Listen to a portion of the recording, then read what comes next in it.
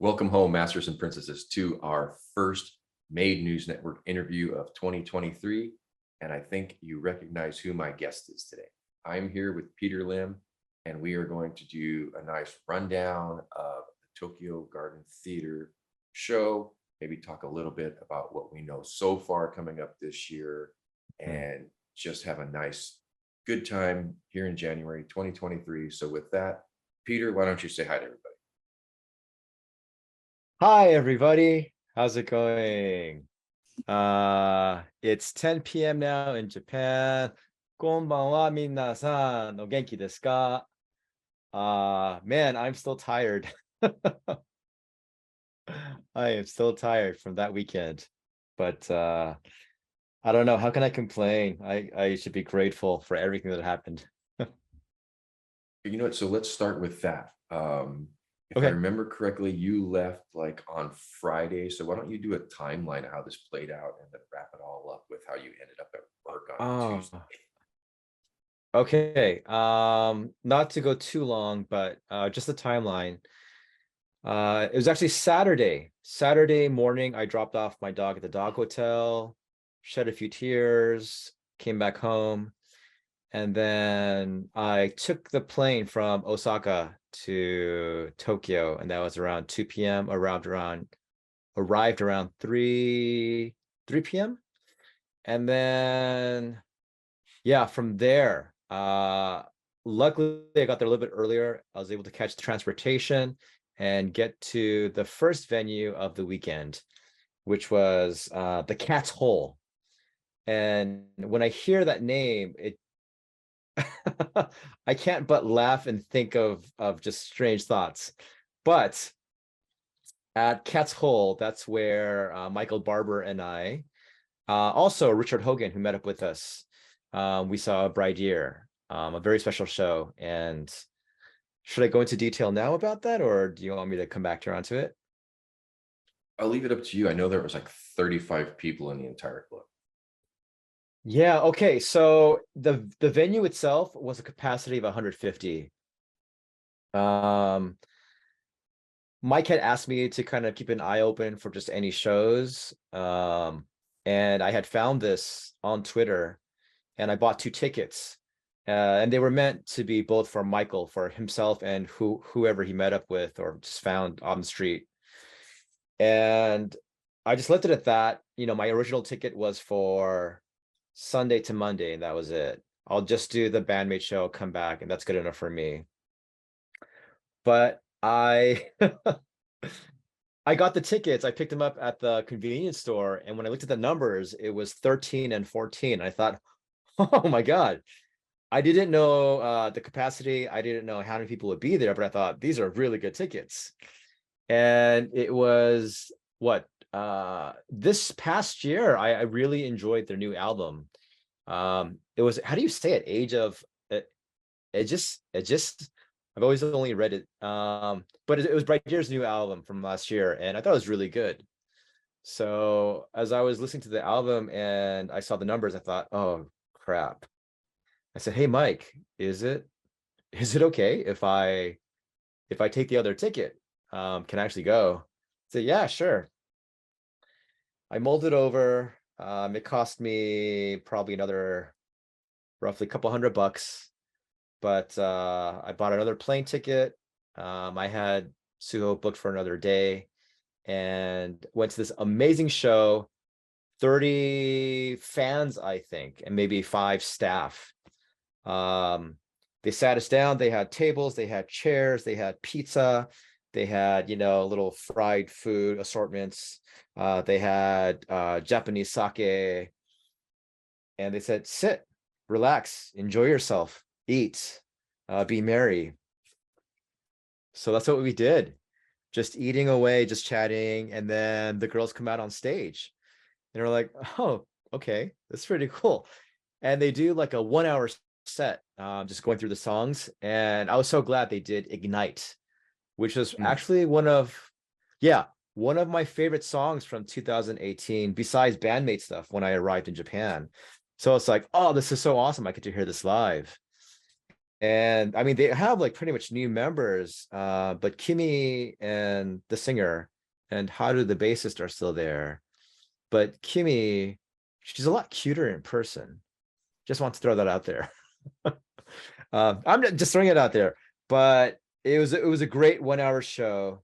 They did an awesome job, and they then had a fan performance time. So they allowed fans to go up on stage and play with them. So there were people who played guitar with them with the song. There were people who played bass, people who sang. There was this one older guy, maybe in his 60s, and I don't know what everyone else thought, but I thought, okay, how's this gonna go? And he absolutely killed it. There's these parts where he's supposed to growl, and he's just and parts where he's just supposed to wail. And I mean, I think even the members are just like, wow, this guy's pretty good.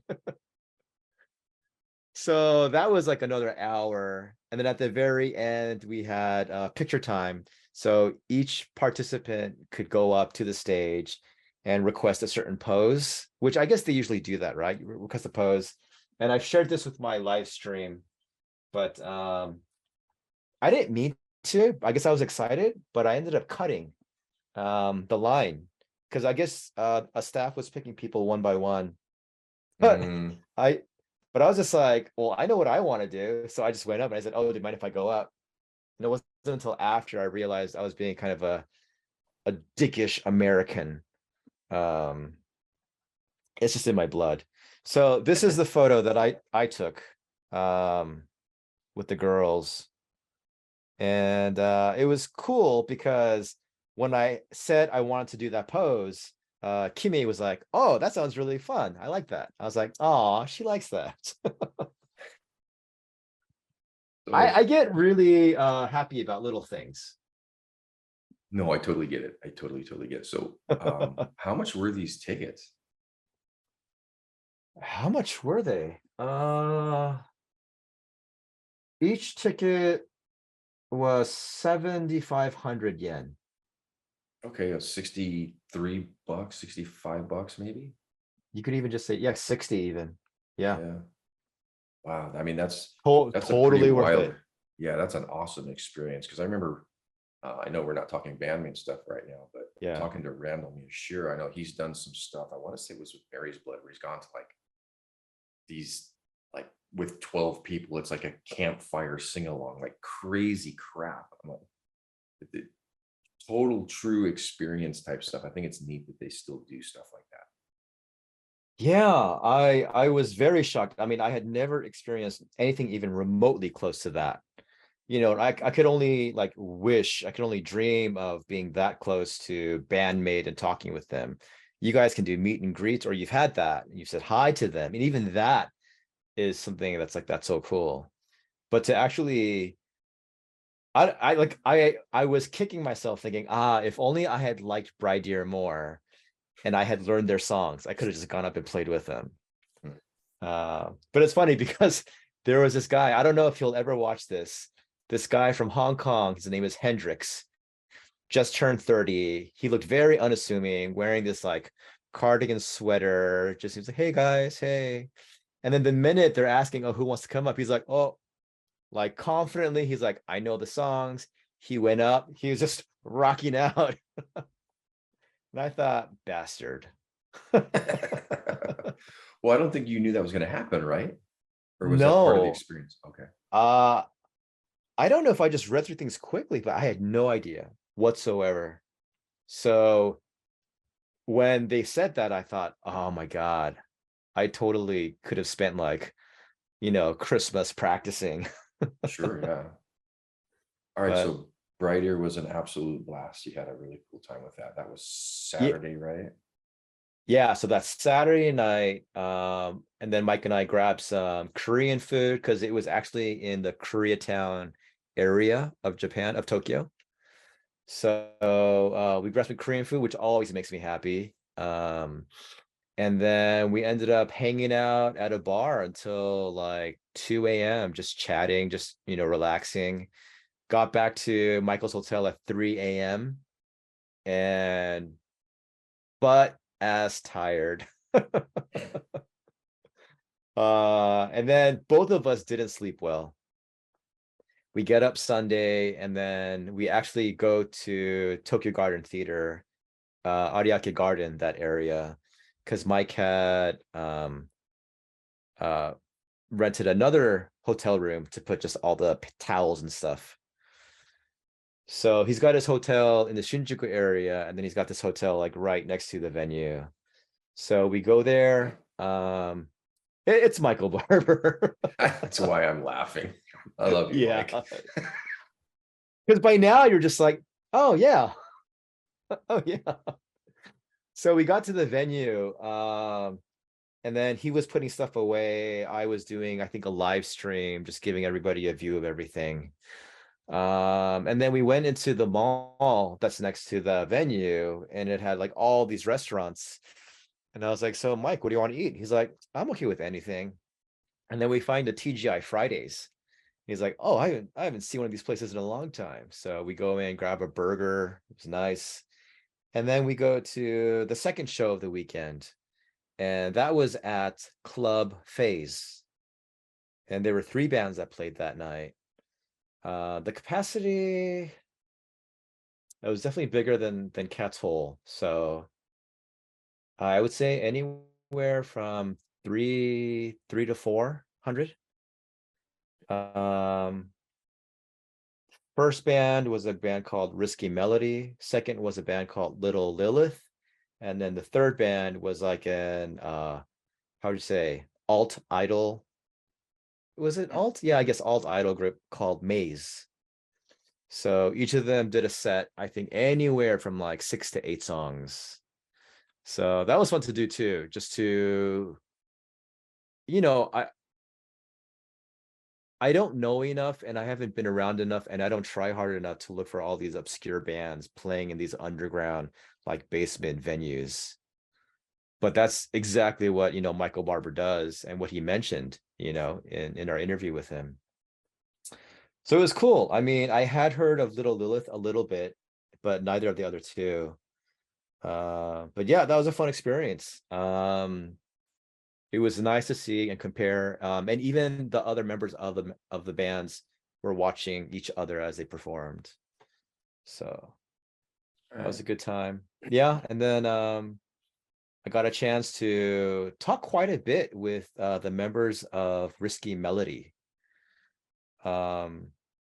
Yeah, and then the guy who kind of helps Michael in the area, he said, yeah, you're really lucky. Usually fans don't get to talk this much to the girls. And I thought, is it the Peter charm? It must be.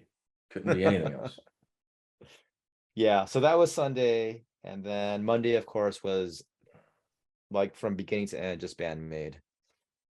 And I can go into more detail with that, but it was all band Maid. It was the show.